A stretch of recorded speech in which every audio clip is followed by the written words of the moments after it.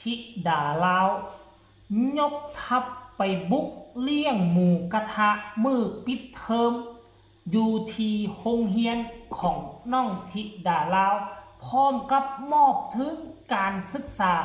ให้น้องๆนักเรียนที่อยู่โรงเรียนเดียวกันสุดยอดหลายทักทายสบายดี FC แฟนคลับทุกท่านก็แล้วกันมาพบมาพ่อคลิปนี้มีเรื่องราวข้อมูลข่าวสารจากฝากฟังพอภูศรีวิไลเนาะซึ่งว่า ได้นำพาลูกเต้าบ่ว่าจะเป็นยายสีตึงยายอาลุนเอ้ยเจี๊ยบหรือว่าแม่เจี๊ยบแล้วก็เอ้ยปรารถนารวมถึงน้องธิดาลาวเป็นโตการมือนี่เป็นมือสันวันดีเป็นมือปิดเทอมโอ้ยน้องธิดาลาวหาก็ไปเรียนได้2 มื้อปิดเทอมแล้วบ่ปิดเทอมแล้วก็เฮ็ดกิจกรรมใหญ่นำครอบครัวศรีวิไลไปเลี้ยงหมูกระทะป้าเลี้ยงมดทั้งโรงเรียนเลยไดเลี้ยงมดทั้งโรงเรียนแล้วที่สำคัญมีการจัดกิจกรรมนั่งกินหมูกระทะก่อนจะกินหมูกระทะก็ให้น้องนักเรียนมาห้องเพลงร่วมกันกับธิดาลาวบ่ว่าจะเป็นเพลงของธิดาลาวบ่ว่าจะเป็นเพลงของเอื้อยอุ๋งอิงเพชรบ้านแพงหอบฝันมันลังห้านหอบฟันข้ามโค้งเนาะก่อนที่จะพากันมอบทุนการศึกษาบ่ฮู้ว่าทุนการศึกษานี่ได้หมดสุผู้สุคนบ่หรือได้แต่นักเรียนเก่งอันนี้บ่แน่ใจต้องให้ทุกคนรอท่าติดตามตอนต่อไปในคลิปหน้าแต่สำหรับคลิปนี้อยากให้ทุกคนไปเห็นภาพบรรยากาศเนาะโอ้ยยายสีตึง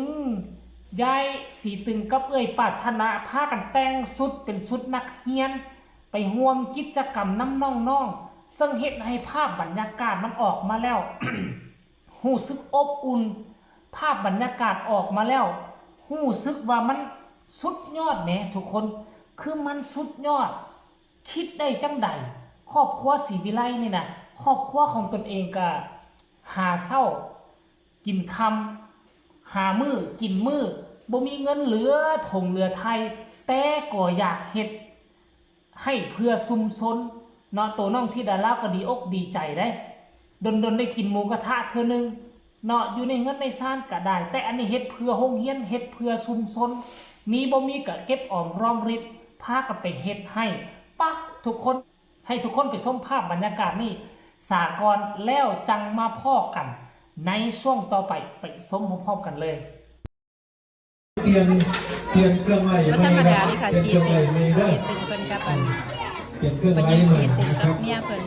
คือค่ะดีเด้อค่ะบรรยา เป็นยั กาง ศ ไงบ้างลูกฝั่งนี้เป็นยังไงบ้างพร้อมจะกินหรือยังพร้อมจะกินหรือยังแล้วหมูอยู่ไหนอะหมูอ๋อนั่นไงหมูใครเป็นผู้ใดที่ไม่จะเก็บเป็นเนี่ยที่เป็นรถแบบไอ้น้อย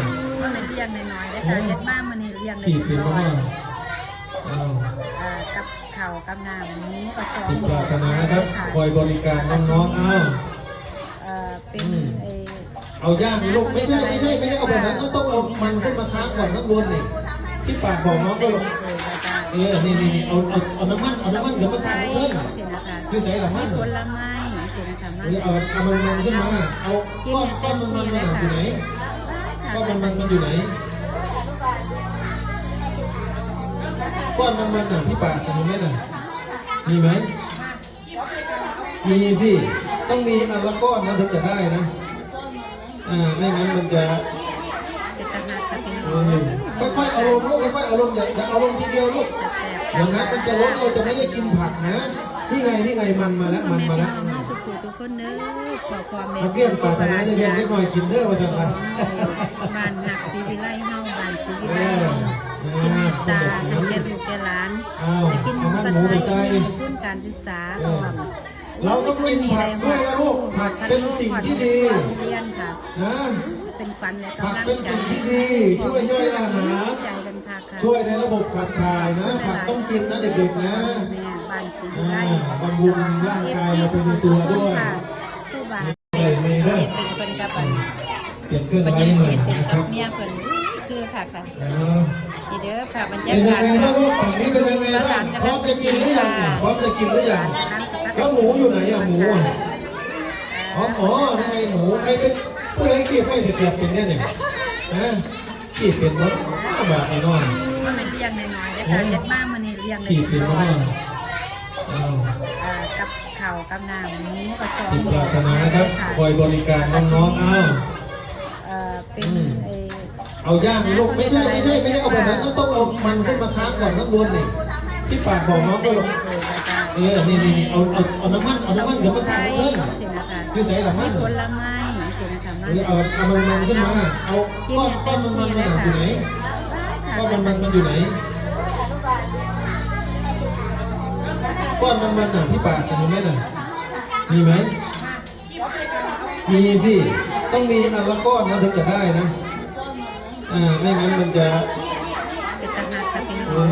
ค่อยๆเอาลงลูกค่อยๆเอาลงอย่าเอาลงทีเดียวลูกเดี๋ยวนะมันจะลดเราจะไม่ได้กินผักนะนี่ไงมันมาแล้ว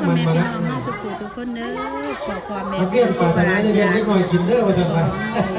บ้านหักศรีวิไลเฮาบ้านศรีวิไลกินตาเรียนลูกแกหลานไปกินหมูกระทะทุนการศึกษาเราต้องกินผักด้วยนะลูกผักเป็นสิ่งที่ดีนะเป็นฟันและผักเป็นสิ่งที่ดีช่วยย่อยอาหารช่วยในระบบขับถ่ายนะผักต้องกินนะเด็กๆนะ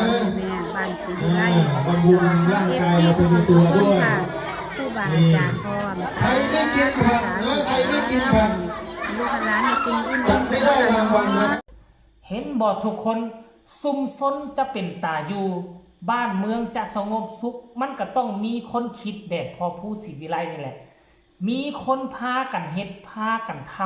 ำจุดแรกเริ่มจากสถาบันครอบครัวต่อมากับสถาบันชุมชนก้าวเข้าไปสู่สถาบันอำเภอแล้วก็จังหวัดแล้วก็ประเทศปัจจุบันนี้พอผู้กำลังสอนให้น้องธิดาลาวอยู่กับครอบครัวเฮ็ดแนวใดควรจะเฮ็ดแนวใดควรจะปฏิบัติตัวแนวใดอยู่กับชุมชนอยู่กับโรงเรียนควรปฏิบัติตัวแนวใดจะให้ชุมชนน่าอยู่อันนี้คือการบอกการสอนลูกเต้าของตนเองซึ่งน้องธิดาลาวก็กำลังเดินตามพ่อผู้ศรีวิไลไปแบบต้อยเลยทุกคนเอ้ยเดินตามหลังพ่อผู้เดินตามหลังผู้รักผู้ใหญ่ภายในชุมชนเนาะคนเฮาน่ะจะเป็นคนดีก็ย้อนชุมชนถ้าชุมชนและสถาบันครอบครัวบ่บอกบ่สอนบ่พาเฮ็ดแต่สิ่งดีๆคนไปอยู่แต่ชุมชนที่บ่ดีมันก็จะกลายเป็นคนชั่วทันทีแต่อันนี้น้องธิดาลาวโชคดีที่สุดที่ได้มาอยู่กับชุมชนที่ดีอยู่กับครอบครัวที่ดี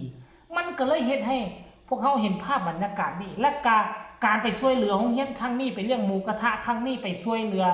มอบทุนการศึกษาให้น้องๆนักเรียนครั้งนี้เป็นทุนจากครอบครัวศรีวิไลบ่หรือว่าเป็นทุนจาก FC แฟนคลับจากสหรัฐอเมริกาหรือคนอื่นๆอันนี้ค่อยก็ยังบ่แน่ใจนะให้ทุกคนคอมเมนต์มาก็แล้วกันคันผู้ใดฮู้ข้อมูลอย่างชัดเจนก็แล้วเนาะเอาคลิปนี้ก็ขอฝากฟังอีกคลิปนึงก็แล้วกันสำเร็จเสร็จสิ้นคลิปนี้ก็จะไปเลาะกินข้าวกินน้ำเนาะไปมีคำคิดคำเห็นก็ส่งข่าวมาได้ทางใต้คอมเมนต์สำหรับคลิปนี้ลาทานผู้ชมไปเพียงสำนี้สากลสบายดี